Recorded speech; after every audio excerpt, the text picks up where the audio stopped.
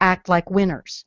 They were big winners in November 4th, and yes, we do not have the numbers in the Senate. That bill was always going to pass, most likely, because we don't control the Senate. Hold on. But we could have acted. We control the House. We Right. passed it in the House before it got to the Senate.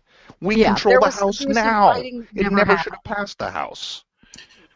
The thing that talking about operating as winners versus, operating as losers, whatever. The thing that we also have to remember, and we talked about this, back when we were talking about the victories in the election, is the fact that we may have won the election, but we still aren't in control of the media. I mean, we still don't control all of the other externalities. So even if the optics and the stuff that would happen had we gone full press, to me at least, and this might just be the Rhino perspective, is that if we had gone full press on trying to stop everything and fight now when we don't have the numbers, which we do not have the numbers, on something that was going to go, that even if by some miracle it passed through the Senate, would go to Obama where it would be vetoed immediately, is that the optics would just be horrible. We would be seen as the same old obstructionist Republicans, and we would be destroyed multiple times by everyone, by the entire media. We would be, it would be a bloodbath. And what would we get? And what would we get in return? That's my question. What do we get in return? What is the? I have a hard time saying that I'm cool with us getting destroyed in the media for no reward, for no victory. Okay, if you approach it from the point of a winner, which is we thumped you in 2014, it's the Senate is going to be ours in what, give me a couple of days here kind of thing. We already control the House. We actually extended that lead just a little bit, so we now control two of the three branches there of government, or well, I should say the two of the three houses. We have the Senate. We're going to have the Senate, but we just took the Senate. We already have the House, and we kept the House. And the only thing we don't have is the White House. Okay. Now the left is going to say these are the things that we want, and we say, okay, well, we're not going to give you any of those things. So that's where we start from. And here's my problem with the House leadership as it is now. And as a side note, I don't feel like they waved a white flag. I think it was an orange flag.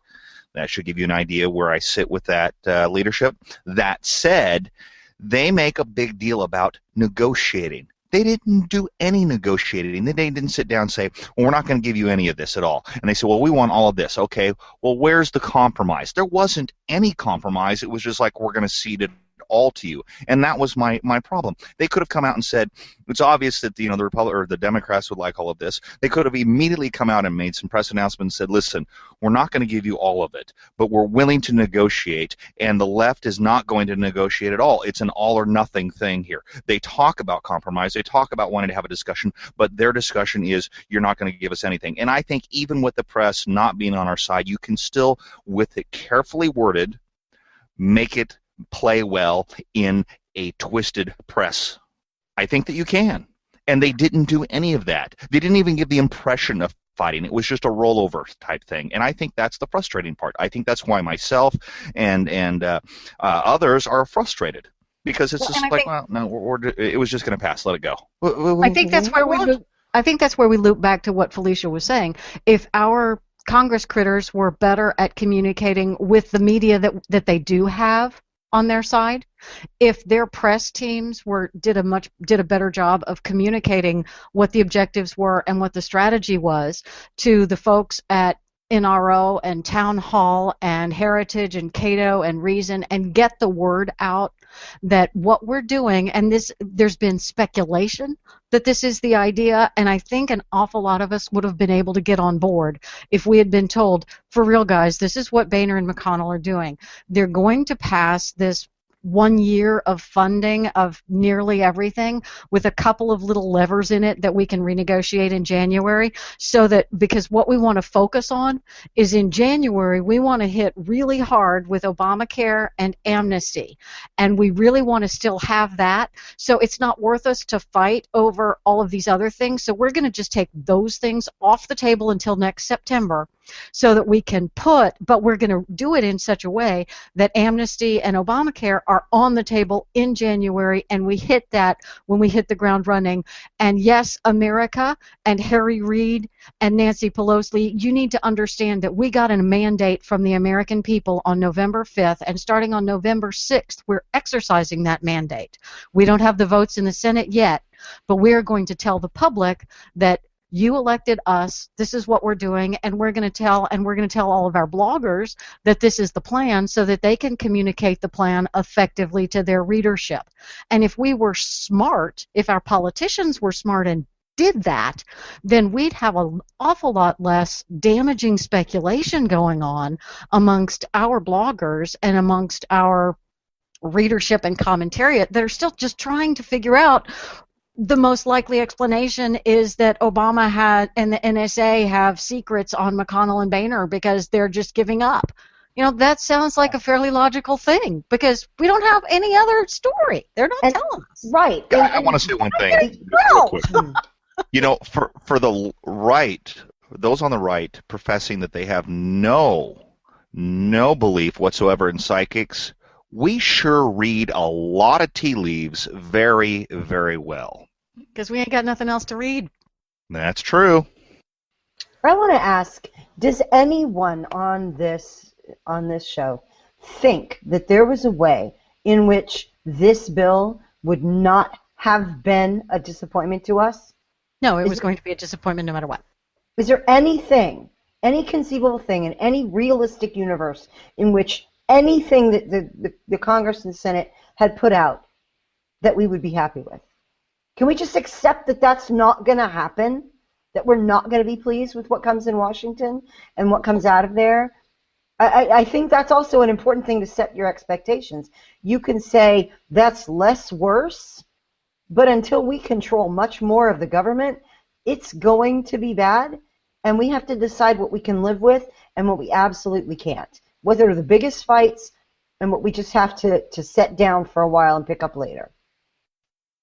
Right, and what Leslie said is absolutely correct. Talking about going through the channels to our media sources, to the bloggers and all of that, to sort of prepare the ground for what was going to happen. But the thing is that many of these bloggers also make their money off of outrage. Many of these people make their money off of further stirring the pot.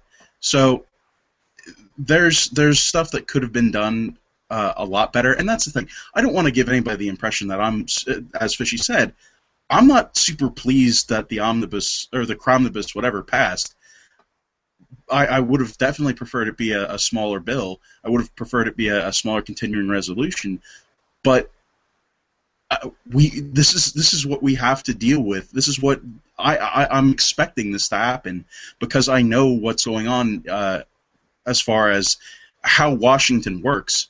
We know that this is what we're going to get. This is the crap sandwich that we're going to get handed for right now.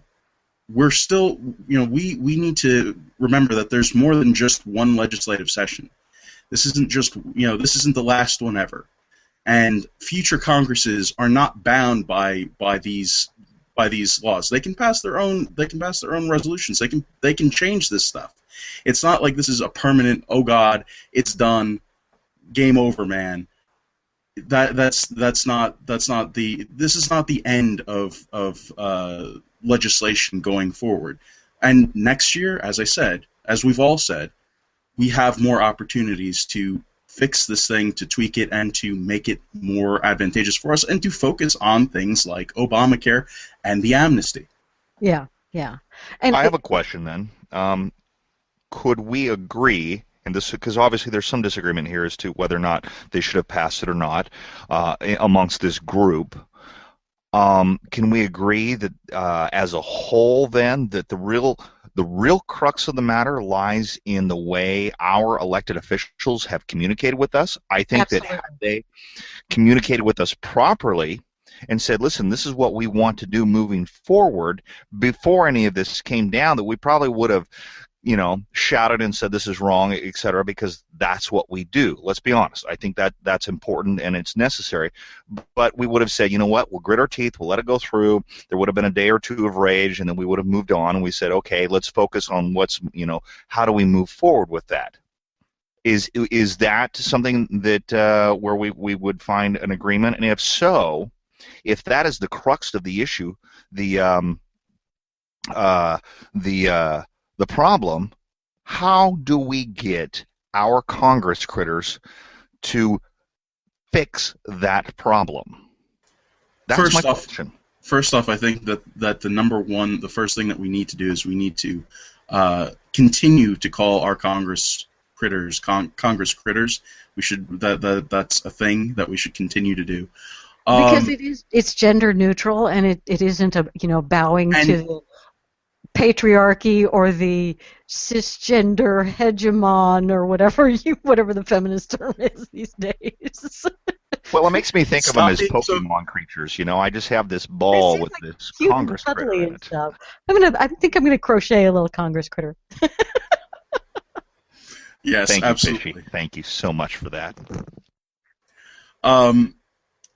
Man, now I'm completely lost. But yeah, I agree. It is a communication thing, and there's a very recent painful example of how bad communication can screw up even the truth. I placed a service ticket with a vendor of ours yesterday. It was very complex. I attached a bunch of information and screenshots and blah blah blah, and all I got back was an email. I logged in and fixed it. Okay, and then I logged into one of the sites that was supposed to be fixed, and it wasn't fixed. So then I got all kinds of irritated and reopened the ticket, and when they sent the customer satisfaction survey, I gave them a really not an excellent score. And then this morning got information from the technician that, well, actually what I had done when I got in to fix it at this one site, I saw the problem and I fixed the problem as you had said, and I uploaded it, and it was overnight going to be propagated out to all your other sites, and I have checked your other sites and they are good as of this morning, so everything is great. And I'm like, so dude, had you just said those 3 sentences yesterday, everything would have been fine and you would have gotten a great score. Because he really did fix the problem. He understood the problem as I had communicated it, and he really did, in fact, fix it. But because he did not communicate to me effectively, I didn't know that he had fixed it. He did not set the expectations properly, that it would all be fixed at all the sites by the next day. So I thought that he was bad and wrong and a failure and a loser and a bad person. He was, in fact, a good person, lousy communicator, and a good tech, but a lousy communicator. And that's an example of, and our Congress has done that to us. And what we've been getting in the midst of all of it is rumors, and I'm sure it's all is rumors that Boehner hates us and McConnell's going to foil us and all of that, which is rumors led by the left because they want us to believe that, and we are far too credulous and accepting of all of those stories. We know the media lies, we know the media hates us, but when that same media who lies and hates us tells us that John Boehner said something bad about the Tea Party, we believe it. Well, and when we talk about what the left is very good at, they have, of course, this great, media complex that's supporting what they're doing, and conservatives don't. Okay. But that said, as you were talking about, using the media we do have, the media that should be friendly to us, and attempt to at least inform and let our folks know what processes are going on, what strategies are being thought about.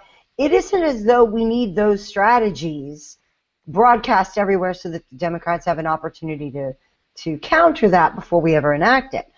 But what we probably need to do is start thinking as though we're all on the same team, perhaps, that we should be pulling together when possible. Amen. Amen. Pulling together when possible. That is not to say that you take anything uncritically that a congresswoman says, but that you give them the benefit of the doubt if they're talking to you.